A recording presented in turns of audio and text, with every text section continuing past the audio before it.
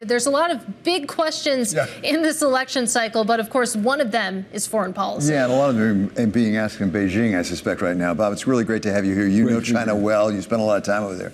So there's a lot of developments all of a sudden. Give us your sense, coming out of the party plenum, which all had to do with their economy, what do they think about the U.S. election and how it may affect their economy?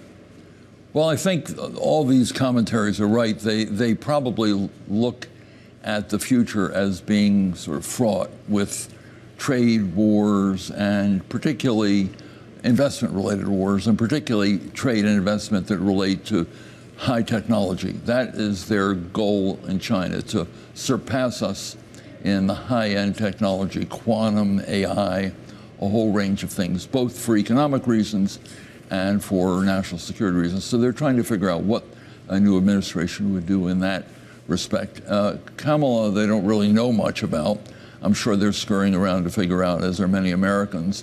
I think with Trump, they're probably of the view that Trump hasn't necessarily said very much about Taiwan yet. He said they should pay for their own defense, which he has said about NATO countries also. But beyond that, it hasn't been very deep. The thing about this election that plays into the China narrative is it's totally confusing. And we shouldn't forget that one of their major goals internationally is to demonstrate that their system is more stable and more predictable than ours. That democracy, particularly as it's now being practiced in the U.S., is very, very fragmented. It's angry, it's not stable. It leads to things like attempted assassinations, which you don't see in China. Confusion, partisan confusion and rancor.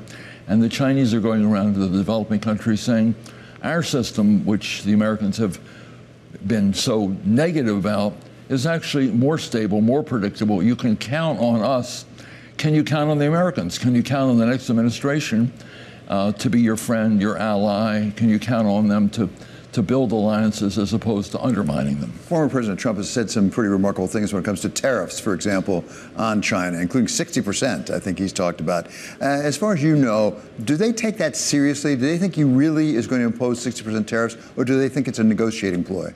Well, that's the area where he has talked about China. He hasn't talked about it so much from a strategic point of view, which he has on Ukraine, but from an economic point of view. And I think the answer is they don't really know whether he's simply negotiating with them. He says he's going to raise tariffs for everyone 10%. He's going to raise tariffs on China 60%. At one point he said 100%. I think that they probably think that's a negotiation rather than a reality, because we shouldn't forget we depend on China for a lot of pharmaceuticals. A large portion of the components of American pharmaceuticals come from China. The American farm community depends very heavily on the China market. A lot of American companies depend heavily on the China market. So if the United States does these crazy things like 60% tariffs or these huge increases with great unpredictability, which causes the Chinese to be concerned in itself, then the Chinese, they're not going to sit there stoically. They're going to retaliate. And there are a lot of big clients of Trump and big constituencies of Trump who are going to be extremely unhappy and highly disrupted if we got into a trade war with China, plus all the countries in the neighborhood that are supposed to be our allies will find that highly disruptive.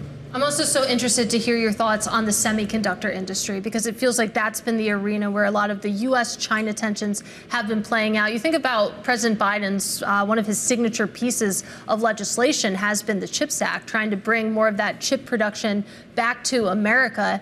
And you think about what the conversations in Beijing might sound when it comes to a potential change in leadership. How much of that conversation do you think is focused on semiconductors? A lot. A lot. The Chinese are heavily dependent on semiconductors. They want to build an industry, but they're still, like we, are heavily dependent on Taiwan semi. And therefore, this is something they have to bear in mind when they think about Taiwan, but they're never going to, at least not in the near term, going to surpass Taiwan. And in the very advanced areas like NVIDIA and many of the other American chip companies, they're not going to be ahead of us anytime soon. So I think the the best thing we can do is to, and Vance criticized Taiwan, said they took American business. They didn't take American business. American companies depend on them to make our semiconductors. What we need to do, and even the highest end, so what we need to do if we're going to be serious about competitive wars with China or competitive aspirations vis-a-vis China and theirs vis-a-vis us, is to build a semiconductor industry worthy of the name. It's very small at this point. We design them very well, but we don't make them very much. And the etching is done in the Netherlands anyhow. So we have to really put money in. And the amount, I think Biden's great in terms of putting more money in, but it's nothing compared to the size of these fabs, which are in the multi-billions of dollars. We're just, in the first inning. These, Taiwan's been in the game. They've been in the game for decades, and we're going to have to put a lot more money in and train a lot more people in that area. And we're not really looked at by Taiwan as a serious competitor. And China wants to be a serious competitor, both to reduce dependence on the U.S. and to have more leverage over the U.S. and also to be able to be in a position where they don't have to depend as much on Taiwan if they want to take action against Taiwan. But they're not there yet, and they're not going to be for a while. Yeah, it'll be fascinating to see how that evolves. But I do want to go back to the third plenum, because like you were saying, China, of course, likes to project an image of stability, especially as compared to the U.S. And you think about the third plenum, at least the commentary I've read is that it wasn't too much of a departure from what we've seen already. But what was your takeaway? That's exactly the right conclusion, that they really are not going to change things very much. The one thing I think, there are two things I think are worth bearing in mind. One of them was not discussed so much in the plenum, the other was, and that is that they used to have a theory of high growth. They were really preoccupied with high growth. They're not as preoccupied anymore, whether they grow at 5% or 4.5%. They like to grow at 5%, but they're not going to put huge amounts of money into highways or bridges, which they did before. The big money, the infrastructure money, so to speak, is going into high technology. That's where the capital is going. The one thing they have to do better is recognize that the most innovative companies in China, not entirely, but for the most part, are private sector companies. They're 60% of Chinese GDP, and they're a huge amount of competitive strength with a lot of innovation. So they're going to have to do more to free them up and give them more opportunities and not lean on them so much. Similarly with the big companies, but they have this notion of control. They don't like these companies that they don't have full control, or at least substantial control over. The other thing is that was not discussed, but it's very important, is that China and Asia are now both playing a much greater role in European strategic and economic issues. China, the Belt and Road is meant to increase trade with Europe. They're playing a greater role, supportive role, not military, but supportive role for Russia in Ukraine. No Asian country has done that since the 1200s with the Mongol Empire.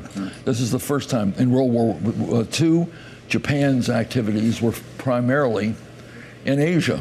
Now you see China not only playing a greater role in Asia, the first, second, third island chain, building up this circumnavigation of Taiwan with their airplanes, but they're also playing a role in Europe, which Asia has not done in the past. In turn, NATO is now getting a little bit more actively involved in Asia. So this is a wholly different area, and trade is a key element. China wants to trade more with Europe because it's not trading as much as it would like with the U.S. in high technology, and Europe sees China as a big market. There you go, the Mongol Empire. Yeah, I mean, it is remarkable to think that Asia has really been out of the European strategic game for 800 years. This is the first time they're back in that game, and we don't know the exact way of measuring it, but they are.